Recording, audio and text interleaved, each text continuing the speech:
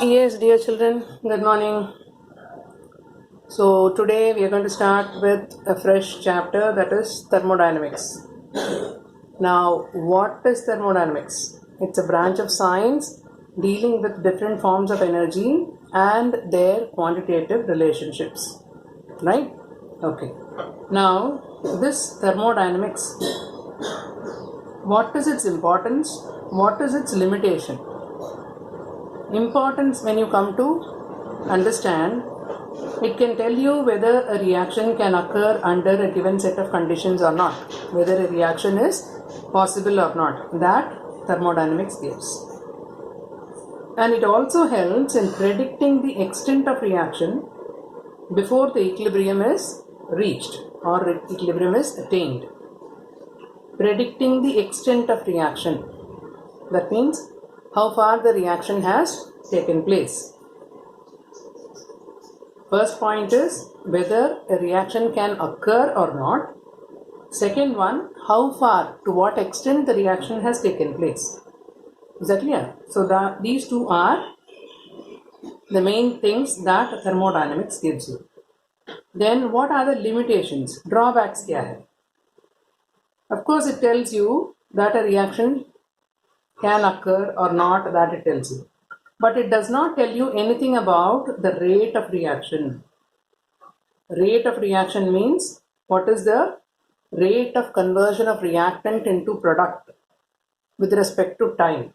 So rate of reaction is not given by thermodynamics. Then it deals with properties like temperature, pressure, etc. in bulk. That is only macroscopic properties it is dealing with. It does not deal with the microscopic properties. That means regarding atoms and molecules, it does not tell anything. Then it deals with initial and final states of the system, but not on the path followed. Is that clear? How a reaction is taking place, that is not given. You were there at this condition, now you are at this condition. So that means initial and final states of a system is defined, but not how, what is the route by which that state has been reached. That it does not tell. So this is briefly about the study of thermodynamics. Now let us see a few more things about this. Now what is meant by a system and what is meant by surroundings? System is anything under observation, anything that is under study is called a system. Like I am studying about this notebook, I am studying about this pen, I am studying about this table. All these things are systems. Now, surrounding means things which are needed to understand a system's existence. Now, if I say it is a pen, how do I know it is a pen? What is it used for? What is there in it that it is used as a pen? Is that clear? So, all such things, when you say it is a pen, that means I should know that it helps us to write, that it has ink in it, that is blue or black. Okay, all these things, it tells you that it is a pen, it is defining the existence of a pen. Okay, so that is called surroundings. Now supposing if I am talking about the table on which the book is kept, this table is made up of, I know it is a table. Okay, now how this table came into existence, how do I know that it is a table, right? What is it made of? How is it made? Is that clear? All such things are given by surroundings. Okay, so system and surrounding, both the things are to be clearly understood. Now come to what are the different types of system. System may be of three types: open system, closed system, isolated system. Open system, the name itself is suggesting that both matter and energy can exchange with the surroundings. Okay, say for example, I am putting, say, a few zinc pieces into dilute hydrochloric acid. The test tube is kept open and you are able to see everything. You are seeing the colorless gas that is coming out. Yes, and energy is released, is it not? So you are able to see everything. Now this is an open system. Now what is a closed system? Closed system tells you that only energy can be exchanged and not matter. Now supposing if I keep a glass of hot water and I keep it closed.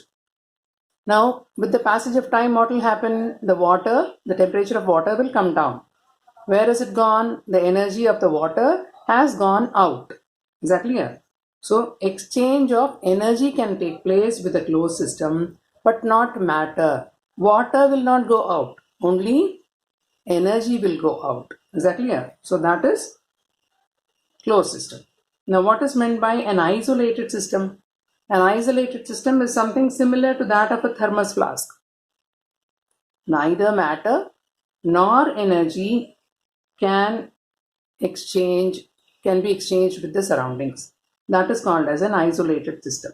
Okay, thermos flask हम लेते हैं, but as such, even in a thermos flask also, it has its own limitation, how long it can be hot or cold, right?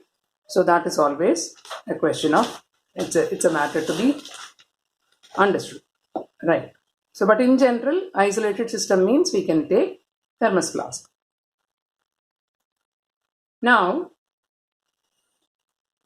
come to further study about system. What is meant by a state of a system?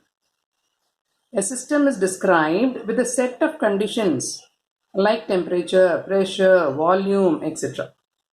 And if any of these changes, the system is said to be in a different state. Is that clear?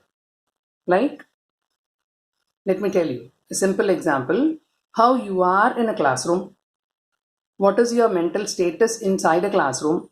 What is your mental status when you are outside the classroom? Okay, that is called as you. As a person, you are the same. But the state of mind, the state of thinking, that is different if you are there in a classroom and if you are there in a playground. Is it not? So that is how here also the system is same, only the parameters of that system, that is changed. Okay, that is what is called as a set of conditions is defining the state of a system. Okay. Say for example, if I say a glass of water is maintained at 30 degrees C, that is the state of the water. Is that clear? Now I can change the state. If I increase the temperature, the state of water will change. It will have more energy now. It will be more hot now. Okay, the state is changed, but it still remains water only. Okay, so that is what is called as state of a system. Now, the above properties which change the state of a system, what are they called? They are called state variables. If I am able to change the temperature or pressure or volume, that means I am able to change the state of the system. Now those properties which change the state of the system, what are they called? They are called state variables. There is another condition called state function. Now state function is a physical quantity which depends on the state of the system and not on the path followed to reach that state. Now this is a very interesting concept. State function. It depends on initial and final state of the system and not on the path followed to reach that state. Now say for example, say you are coming to my house and my house is in the 3rd floor of the building. Okay, you are standing right in the ground and you are just looking up. My house is in the 3rd floor. I am seeing you from the balcony. Okay, now you are coming to my house. Now what are the ways by which you can reach my house? Either you can use the lift and come to the 3rd floor, or you can climb through the stairs and come to the 3rd floor. But the 3rd floor from the ground will remain at a fixed distance, fixed height. Is that clear? Now, the time that you take to reach my house depends on whether you take the stairs as the path or you take the lift as your path. Is that clear? So that is what is called as state function. So time depends on the path that you choose. Okay. But the third floor will remain at third floor only, ground will remain at ground only, right? So the height is a permanent fixture. Okay. But the time taken to reach the third floor depends on the path followed. So I can say time is not a state function because it depends on the path I choose. Okay. But height is a state function because it is independent of whether you choose whichever path, that height is going to remain constant, that is permanent. Is that clear? So height is a state function because it depends only on the ground and the third floor, the distance, that height. Is that clear? Same way, temperature is a state function. Volume is a state function. Potential energy is a state function. Height is a state function. Distance is not a state function. Why distance is not a state function? Say for example, you are traveling from Delhi to Agra. Distance depends on the route that you choose, is it not? There may be a bypass by which say around 10 to 15 kilometers may get reduced. Is that clear? So distance is not a state function because it depends on the path that you choose. But time also depends on which path you are choosing. So any property which is path dependent, they are not state functions. Those which do not depend on the path followed, they are state functions. Right? Clear?